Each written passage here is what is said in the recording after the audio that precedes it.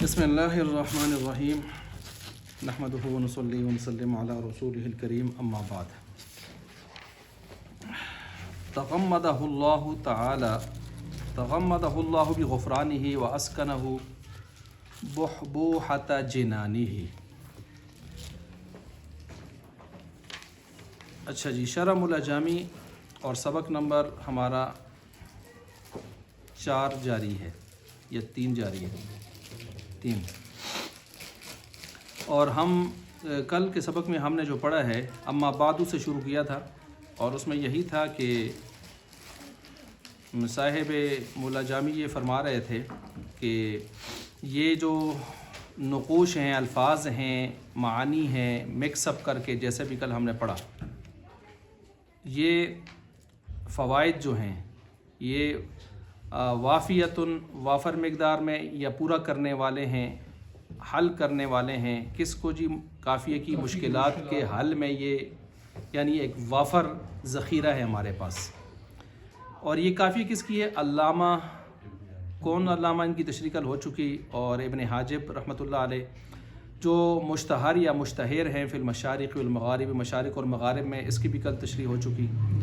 الشیخ کون شیخ جی؟ ابن حاجب۔ یہ پیچھے کے لیے عطف بیان ہے یا بدل ہے یا صفت ہے، یہ بات بھی کل ہو چکی۔ اور اس کو اب شیخی پڑھیں تو ظاہر بات ہے یہ صفت یا عطف بیان یا بدل بنے گا پیچھے کے لیے۔ للعلامتی وہ مجرور ہے تو یہ بھی کیا ہو جائے گا؟ مجرور۔ اس کو اگر آپ الشیخہ پڑھیں تو آنی نکالیں گے، آنی میری مراد، اور آنی فعل واحد متکلم اور انا ضمیر فاعل، اور یہ الشیخہ اس کی کیا بنے گا؟ مفعول بھی منصوب ہوتا ہے۔ یا اس کو آپ الشیخو پڑھ لیں تو پھر ایسی صورت میں ہوا ضمیر مبتدا محذوف ہوگا، اور یہ اس کے لیے کیا بنے گی؟ خبر مرفوع بنے گی۔ تینوں صورتیں ہو سکتی ہیں۔ شیخ سے کیا مراد ہے؟ اس کے کتنے معنی آتے ہیں؟ یہاں کون سا مراد ہے؟ یہ کل ہم نے کر لیا، ماہر فن مراد ہے یہاں پر۔ آگے دعا دی جا رہی ہے، تغمدہ اللہ بغفرانہ، غمد ڈانپنا، ڈانپے اللہ تعالیٰ ان کو، غریق رحمت کرے، ڈانپے اللہ تعالیٰ ان کو، بغفرانہ ہی اپنی طرف سے خاص بخشش و عنایت کے ساتھ، اس میں اللہ تعالیٰ ان کو ڈانپے۔ واسکنہ، اور ان کو ٹھہرا دے، بحبوحۃ، بحبوحہ یہ نیچے حاشیہ نمبر 1 میں دیکھ سکتے ہیں، وسطہ، وسط من وسط کل شیء، ہر چیز کا جو درمیانہ ایسا ہوتا ہے، ظاہر بات ہے وخیارہ وہی زیادہ کیا ہوتا ہے؟ پسندیدہ ہوتا ہے۔ تو مراد ہے یہاں پر بحبوحۃ یعنی ای وسط، جنانی ہی یہ جمع ہے جنتن کی، جنتوں میں، اپنی جنتوں، اپنے باغات کے وسط میں یعنی زیادہ پسندیدہ حصے میں ان کو اللہ ٹھکانہ دے۔ نظمتھا فی سلک التقریری، نظمتھا پڑھیں تو ضرب یضرب سے ہے، اور نظمتھا پڑھیں تو باب تفعیل سے ہے۔ میں نے اس کو پرویا، ان فوائد کو میں نے پرویا۔ کس میں پرویا؟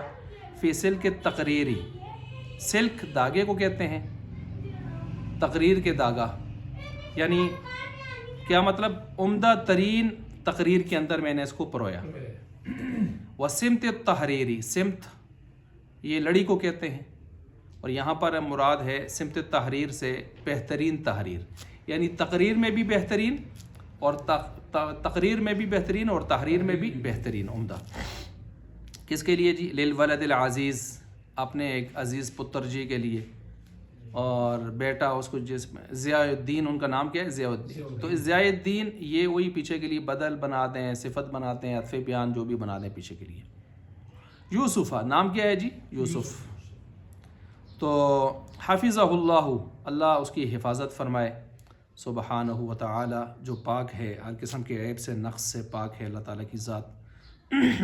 کس سے اللہ تعالیٰ حفاظت فرمائے؟ عن موجبات التحلف والتأسف، موجبات اسباب، موجبات اسباب، کون سے اسباب؟ التحلف، تحلف کے اسباب، تحلف کہتے ہیں رنج و غم، اور تأسف بھی کہتے ہیں رنج و غم، افسوس۔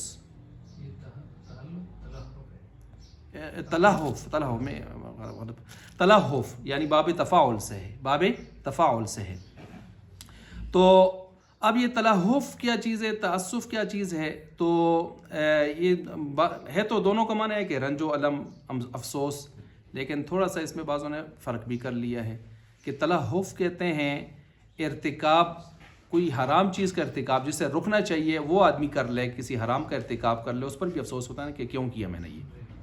اور ایک تعسف ہے، تعسف کا مطلب یہ ہے کہ کام کرنے کا ہے، اچھا کام ہے، کرنا چاہیے تھا، کیوں رہا مجھ سے۔ تو یہ دونوں طرح کے افسوس ہو سکتے ہیں۔ تو پہلا حرام کے کرنے، ارتکاب حرام پر ہے، اور دوسرا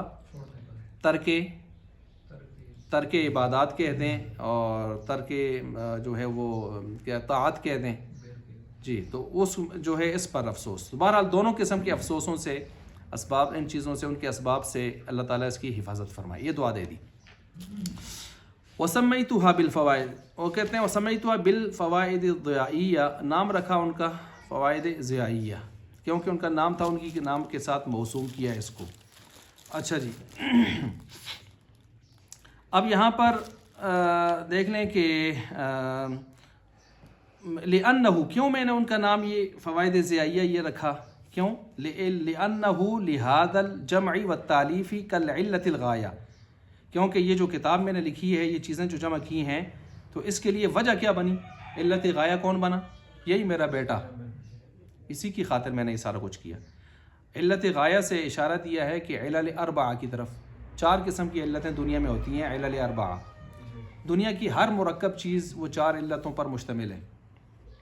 ایک علت فاعلی ہے، ایک علت سوری ہے، مادی ہے، اور ایک علت غائی ہے۔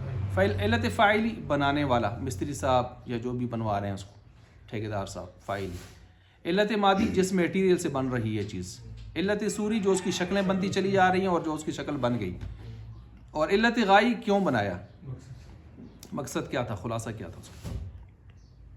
تو یہاں پر کس وجہ سے علت غائی کون بنا؟ وہی ضیاء الدین صاحب بنے۔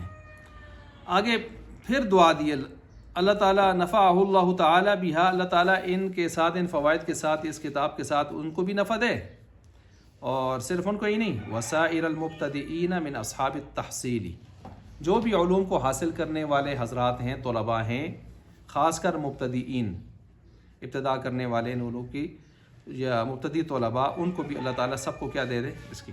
سائر کا معنی باقی ہوتا ہے، یعنی پہلے سے جو آیا اور اس کے بعد باقیوں کی طرف اشارہ کرنے کے لیے لفظ آتا ہے سائر۔ اچھا جی، وما توفیق الا باللہ، آگے فرما رہے ہیں کہ یہ میری اپنی کوئی میرا کمال نہیں ہے، یہ توفیق کس کی طرف سے ہوگی؟ اللہ کی، الا بتوفیق اللہ، وهو حسبی، اور وہی مجھے کافی ہے، ونعم الوکیل، اور بہترین کیا ہے، کارساز ہے۔ وهو حسبی، وہ مبتدا، حسبی اس کی خبر ہے، جملہ اسمیہ خبری ہے۔ ونعم الوکیل، یہ فعل مدح ہے، آپ نے پڑھا ہے فعل مدح وضم، یہ انشائیہ کی طرف جاتے ہیں، تو انشائیہ کا عطف پیچھے خبریہ پر کیسے ہو سکتا ہے؟ یہ ایک سوال اشکال ہے، تو اس کا جواب یہی ہے کہ یہاں پر انشاء کا عطف خبر کے اوپر جائز ہے، کس تعویل کے ساتھ؟ عطف القصہ علی القصہ کے قبیل سے کر لیں گے، یعنی آپ یہ نہ دیکھیں کہ وہ خبر اسمیہ ہے اور یہ وہ خبریہ اور یہ انشائیہ ہے، ان باتوں کو چھوڑ دیں، بس قصے کا قصے کے اوپر کیا ہے، عطف ہو رہا ہے۔ یا اسی طرح جو ہے عطف الخبری علی الخبر، اس کو کہہ دیں، خبر کی تعویل میں لے لیں یا قصے کی تعویل میں لے لیں، بس اس میں اس کو کر دیں۔ اور انشائیہ، دوسرا ایک جواب اس کا یہ بھی دیا گیا ہے کہ انشائیہ غیر معولہ ہے، جس کو غیر مصرحہ، انشائیہ غیر مصرحہ، اس کا عطف اس کے اوپر ہو سکتے ہیں۔ غیر مصرحہ کا مطلب وہی ہوتا ہے جس کو معول بالخبریہ کر دیا جائے، بات وہیں پر پہنچتی ہے جا کے تعویل بالخبر کے ساتھ، یعنی معول بالخبریہ کر دیا جائے، تو پھر یہ عطف جائز ہوتا ہے۔ پھر یوں ہوگا، ای ہوا مقول فی حقہ نعم الوکیل، ای ہوا مقول فی حقہ نعم الوکیل، بس یہ خبریہ کی تعویل میں کر دیا ہم نے۔ اچھا جی، آگے چلیں جی، آگے اعلم، اعلم سے جگا رہے ہیں، اور اعلم عام طور پر جب بھی یہ لائیں گے یا لاتے ہیں تو 3 وجوہات کی بنا پر لایا جاتا ہے، یعنی کوئی ایک وجہ ہوتی ہے 3 وجہوں میں سے۔ ایک یہ ہے کہ ایک سوال مقدر کا جواب ہوتا ہے، کوئی سوال ہے، اشکال ہے، اور اس کا جواب دیا جا رہا ہوتا ہے، سوال مقدر کا جواب۔ دوسرا یہ ہے کہ یہاں پر کوئی سوال قائم کیا جا رہا ہوتا ہے، اور تیسرا یہ ہے کہ یہاں پر کوئی تحقیق ظاہر کی جا رہی ہوتی ہے، کسی مسئلے میں تحقیق کو ظاہر کیا جا رہا ہوتا ہے، تو علم سے گویا ایک بیداری کی کاوش ہوتی ہے۔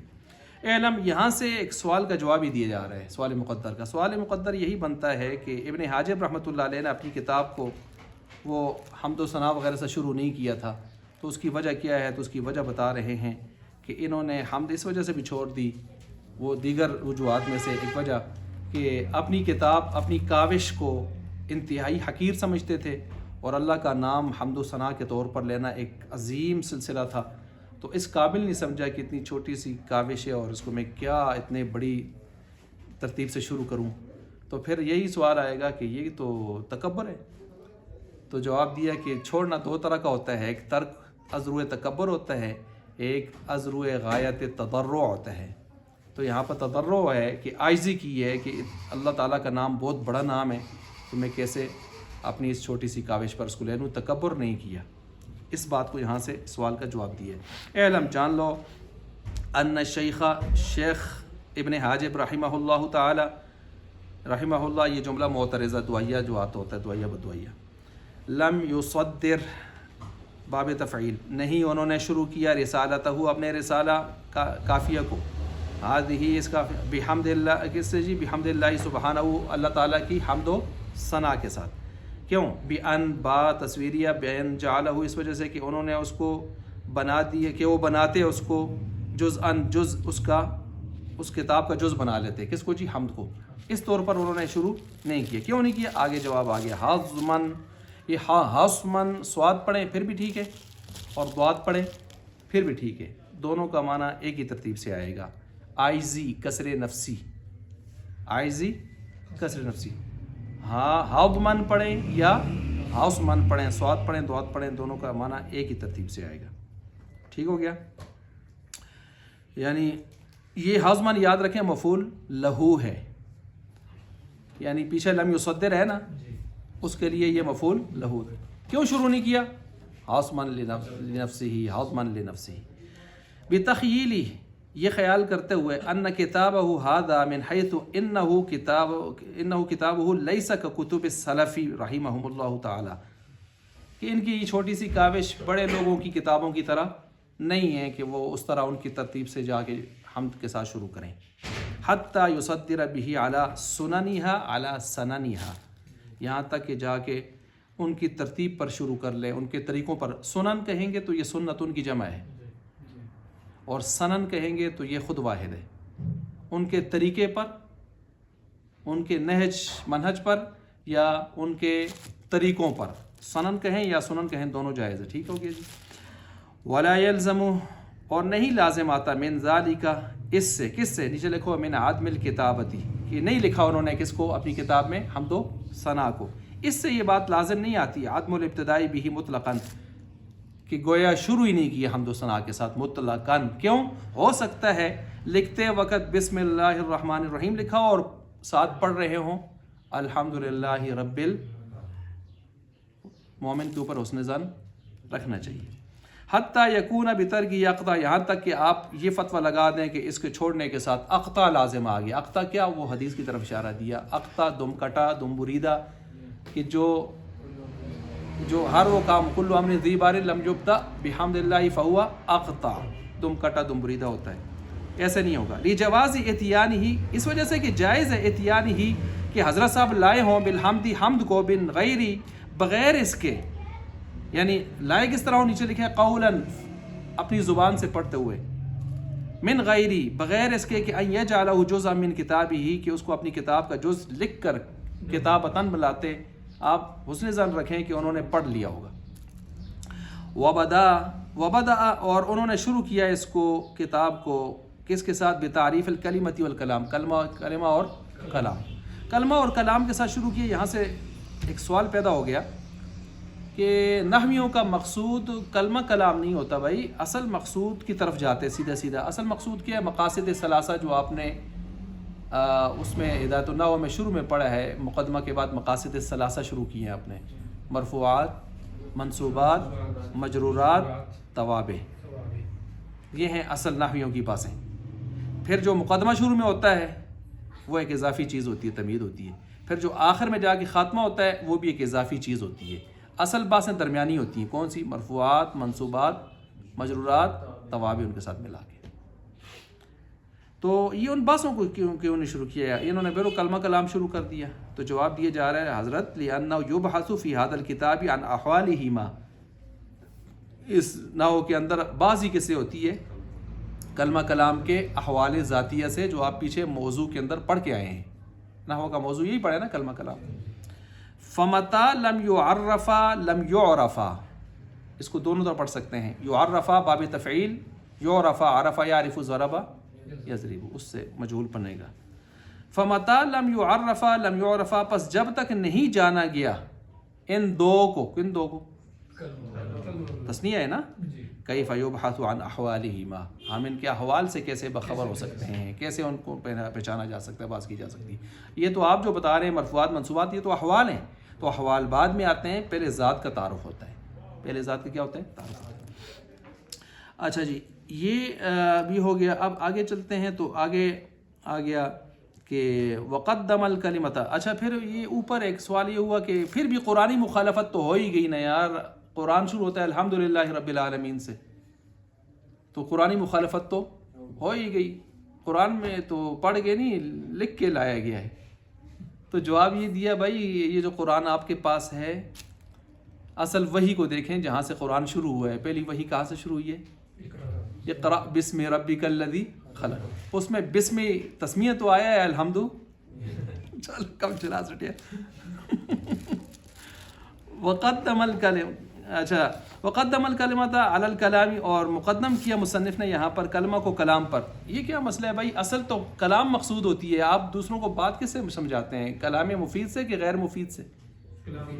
مفید سے سمجھاتے ہیں. غیر مفید کو بھی آپ اس کے اندر ٹکڑوں کی صورت میں لا کے پورا مفید کلام کی طرف جاتے ہیں. تو کلمہ تو نہ مفید ہے نہ غیر مفید ہے، تو سرے سے کلمہ ہے. تو آپ کلمے کو شروع کر چکے. پتہ معترض کو بھی ہوتا ہے لیکن چھوڑ دے نہیں. تو آگے جواب دے رہے ہیں بھائی بات یہ ہے کہ ایک ہوتا ہے کل، ایک ہوتا ہے جز. پہلے جز کو لیتے ہیں پھر کل کی طرف جاتے ہیں. تو کلمہ جز ہے اور وہ کل ہے کلام. دوسرا یہ ہے کہ پہلے مفرد کو لیتے ہیں کہ مرکب کو. تو ایسے ہی مفرد یہاں پر کلمہ ہے تو لہٰذا ہم پہلے اس کو لیں گے. یہ کوئی ایسی بات نہیں ہے. وقدم الکلمۃ علی الکلام. اور کلمہ کو جو ہے جہاں پر مقدم کیا ہے لکونی افرادہا، اس وجہ سے کہ اس کے جو افراد ہیں جزءاً یہ حصہ بنتے ہیں من افراد الکلامی کے، اس کا کلام کے اس کا افراد کا حصہ بنتے ہیں. ومفہومہا. اور اس کے جو مفہوم ہے جزءاً من مفہومہ، اس کا کیا بنتے ہیں؟ اس کا مفہوم، اس یعنی کلمہ کا مفہوم کلام کے مفہوم کا کیا بنتے ہیں؟ جز بنتے ہیں. اچھا فقال. پس اس کے بعد پھر کہنے لگے الکلمۃ کلمہ ہی. اب یہاں سے کلمہ کے بارے میں ایک اختلاف کی طرف اشارہ کر رہے ہیں کہ کلمہ کا جو لفظ ہے آیا یہ مشتق ہے یا غیر مشتق ہے. تو دو قول ہیں. ایک جمہور کا قول ہے. جمہور کہتے ہیں کہ کلمہ نہ مشتق ہے نہ مشتق منہ ہے. نہ مشتق ہے نہ مشتق منہ ہے. تو پھر یہ سیدھا جامد ہو گیا. ٹھیک ہو گیا. تو نہ مشتق نہ مشتق منہ، کیونکہ مشتق اور مشتق منہ کون ہوتا ہے؟ مصدر. تو جب یہ دونوں نہ ہوا تو پھر اس طرف چلا گیا. یہ کون کہہ رہے ہیں؟ جمہور کہہ رہے ہیں. لیکن دوسرے بعض حضرات کہہ رہے ہیں کہ نہیں یہ مشتق ہے. یہ کیا ہے جی؟ مشتق ہے. اچھا اب صاحب کتاب قیلہ کے لفظ سے جمہور کو تگڑا کر رہے ہیں اور دوسروں کو قیلہ کے لفظ کے ساتھ لا رہے ہیں. اور آپ کو پتہ ہے جب قیلہ کے ساتھ کوئی قول لایا جائے تو عام طور پر اس کے ضعف کی طرف کیا ہوتا ہے؟ اشارہ ہوتا ہے. اچھا جی فرماتے ہیں فقال الکلمۃ. کلمہ جو ہے ہی قیلہ ہی والکلام. کلمہ اور کلام یہ دونوں مشتقانی، یہ دونوں مشتق ہیں کس سے جی؟ من الکلمی، لام کے سکون کے ساتھ، بتسکین اللامی. بتسکین اللامی کیا معنی بنے گا اس کا؟ وہو الجرح، زخمی کرنا. ٹھیک ہو گیا. اب یہ مشتق اور مشتق منہ کے اندر آپس میں کیا ہوتی ہے؟ مناسبت ہوتی ہے. مناسبت ہوتی ہے. مناسبت لفظی بھی ہوتی ہے اور معنوی بھی ہوتی ہے. تو لفظی تو چلا ہمیں مل رہی ہے، تو یہ معنوی اعتبار سے کیسے ہے؟ کلمہ اور کلام یہ اگر اس کو ہم دیکھیں کلم من الکلمی، کلم سے اگر یہ مشتق ہیں تو لفظی تو مل رہی ہے کاف لام میم، تو معنوی کیسے ہے اس میں؟ اس کا معنی تو زخمی کرنا ہے. تو جواب دیے جا رہے ہیں بھائی جس طرح زخم ایک چیز ہے، درد ہوتا ہے ایک چیز ہے اور اس کی ایک تاثیر ہوتی ہے. ایسے ہی کلمہ اور کلام، بلکہ اگر غور کیا جائے تو کلمہ اور کلام کا جو درد ہے، اثر ہے، وہ اس سے بھی زیادہ اور دیرپا ہوتا ہے. اب زیادہ اور دیرپا ہوتا ہے. اس مسئلے کو بیان کرنے کے لیے انہوں نے سامنے شعر لایا، لتاثیر معانیہما فی النفوس، نفسوں میں، جانوں میں، حیات میں ان کے بہت زیادہ اثر رکھتے ہیں یہ دونوں. کل جرحی، جیسے کہ زخم، اس کا بھی ایک اثر ہوتا ہے. وقد عبر بعض الشعراء، لہذا تحقیق بعض شعراء نے جیسے اس کی تعبیر کی ہے، عن بعض تاثیراتہما بالجرح حیث قال، ان کی تاثیرات کو کیسے بیان کیا ہے. قال، شعر ہے، جراحات السنان لہت یام ولا یلتاو ما جرح اللسان. کیا مطلب؟ زخم کس کے؟ نیزوں کے، لہا ان کے لیے، اتیام مندمل ہونا ہے، ٹھیک ہونا ہے، اچھا ہو جانا ہے کسی وقت. ولا یلتام، اور نہیں ٹھیک ہوتے، نہیں مندمل ہوتے، ما جرح اللسان، جو زخم کون لگائے؟ جو زبان لگائے. وہ کبھی کبھی ایسے زخم ہوتے ہیں گہرے کہ وہ پوری زندگی ٹھیک نہیں ہوتے. اس طرح وہ کرے تو اس نے ایک لطیفہ سنے، اسی ایک آیت ہی ہے نا جڑا وہ کسی رشا نالو سے دوستی سی رشو سے سنگی آ ساتے ایک ویری اس نے اس کو کوئی مندی سری توڑ سٹی گل کچھ کٹ چھڑی، وہ خفا ہو کے گشرے آتے. ایک زمانے بعد ایک جنگل گیا ہوتا لکڑی کٹنا سے تھے، وہ آیا تھے اس کو کوڑی ایسی تو اس کو ہے کوڑی مڑے پیرا مار، اسے میں تو نہ مارتا ہوں، اسے مار دیں کہ پھر میں کچھ کراں.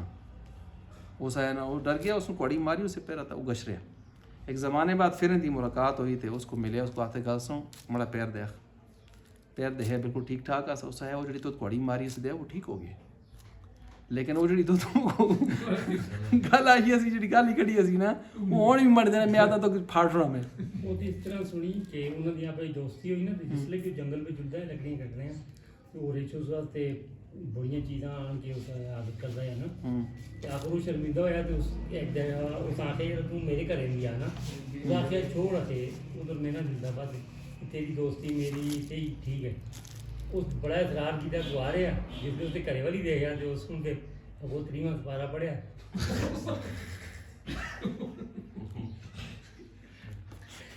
تو میرے سرے سے گمان چڑھے. اچھا وہ جڑا ریچے ہے نا، اس نے آخیا یار تم ہی کر مکان میرا اگر دوست ہے نا تو میں سرے بھی کوڑی مارنا زخم کر. اس آخر میں کس طرح تمہیں کرا ایک دن تیری میں وہ نہیں کی تھی، میں منوازی نہیں کر رہی دعا ہو تو ان کو زخمی بھی کر چھوڑا. اس پھر اخیراں اس مجبور ہو کے اس کوڑی ماری نا چلا گیا. کچھ عرصے بعد پھر جس لیے وہ ملے نا آپ ظاہر دیکھو میرے سرے کا زخم ٹھیک ہو گیا، نانیاں دی گالاں میری ٹھیک.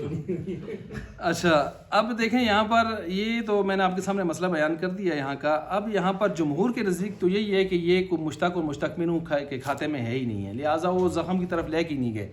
اب جمہور برس گئے ان کے اوپر کہ آپ نے جو تاثیریں نکال کے مناسبت ظاہر کرنے کی کوشش کی ہے، ٹھیک ہے جی. وہ کہتے ہیں کہ ہم دیکھ رہے ہیں کہ یہ تاثیریں کچھ خاص، یہ تعویلات دور کی ہیں. یہ تعویلات کیا ہیں؟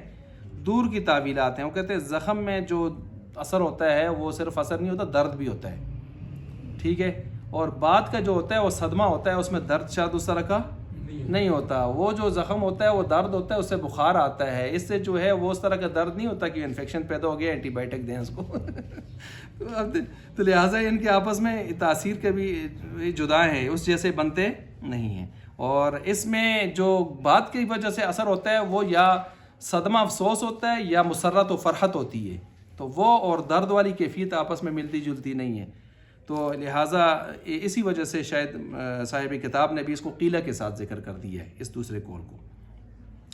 اچھا اب آگے چلیں جی. آگے کہتے ہیں والکلم، اور یہ جو اگر اس کو کلم لیں بکسر اللام، پہلے کیا تھا؟ کلمن بتسکین اللام، اب ہے بکسر اللام. تو اس صورت میں اب یہ کیا بنے گا؟ یہ جنس ہے، اس میں جنس ہے یا جمع ہے؟ اس میں جنس ہے یا جمع ہے؟ تو یہاں پر بھی پھر دو قولوں کو اس لحاظ سے لیا گیا ہے. جمہور یہ کہتے ہیں یہ اس میں جنس ہے، یہ اس میں جنس ہے، اور دوسرے حضرات یہ کہتے ہیں کہ یہ جمع ہے. اب جمہور یہ کہتے ہیں اس میں جنس ہے، تو کہتے ہیں جیسے یہاں پر آپ لے لیں کہ یہ کلمہ جو ہے یہ کلم کی کا ایک فرد ہے، کلمہ کلم کا ایک فرد ہے، وہ جنس ہے. جیسے یہ تمر، یہ تمرتن، اس کو اگر آپ لیں تو یہ تمرتن اس کی ایک جنس ہے، ایک فرد ہے، اس کا ایک جنس ہے. ایسے ہی یہاں پر اس کو بھی اسی ترتیب سے لے لیا گیا، لیکن جمع نہیں ہے وہ کہتے ہیں، جس طرح کہ بعض دوسرے نحوی نے اس کو جمع قرار دیا. اب یہ جو کہتے ہیں جنس ہے تو ان کی دلیل کیا ہے؟ تو دلیل بھی آگے لائیے، بدلیل قولی تعالیٰ الیہ یصعد الکلم الطیب. اللہ تعالیٰ نے فرمایا کہ آسمان کی طرف یہ انسان کے جو کلمات ہیں، پاکیزہ کلمات آسمان کی طرف اٹھتے ہیں، چڑھتے ہیں یہ اوپر کی طرف. اب دیکھیں الکلم کی صفت لائیے الطیب. الطیب مفرد ہے کہ جمع ہے؟ مفرد ہے. تو یہ بتاتی ہے پیچھے الکلم کیا ہے؟ مفرد ہے. اور مفرد تبھی ہو سکتا ہے کہ اس کو آپ جمع نہ بنائیں، اس کو آپ اس میں جنس بنائیں. اور اس میں جنس کے بارے میں آپ نے پڑھا ہے یطلق علی القلیل والکثیر، یہ سب پر فٹ آتا ہے. وہ الگ بات ہے کہ ایک اور دو کے اوپر اس کو فٹ کرنا ٹھیک نہیں ہے، اچھا نہیں ہے. لیکن باقی اس کو جتنا آپ ایک پر بھی آ سکتا ہے اور کئیوں پر بھی آ سکتا ہے، لیکن دو کے بارے میں اصولیوں نے اس کو پکڑا ہے کہ بھائی دو تثنیہ عدد محض ہے تو اس پر جنس کو فٹ نہ کیا جائے. وہ آپ نے اصول شاشی میں باتیں پڑھی ہیں اس کی. تو بہرحال یہ الکلم اگر جمع ہوتا تو یہاں پر الطیب نہ ہوتا، الطیبۃ ہوتا یا الطیبات ہوتا. تو اس وجہ سے یہ ہو گیا. اور دوسرا یہ کہ وہ کہتے ہیں کہ کلم جو لفظ ہے فاعل، اس وزن پر ہمیں جمع ملتی بھی نہیں ہے.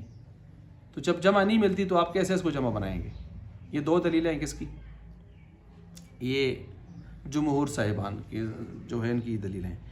دوسرے جو حضرات ہیں وہ کہتے ہیں نہیں یہ جمع ہے، اور جب جمع ہے تو انہوں نے یہ کہہ دیا کہ یہ جو دلیل آپ نے دی ہے یہ آپ کی دلیل نہیں بنتی. کیوں نہیں بنتی؟ وہ کہتے ہیں یہاں مضاف محذوف ہے.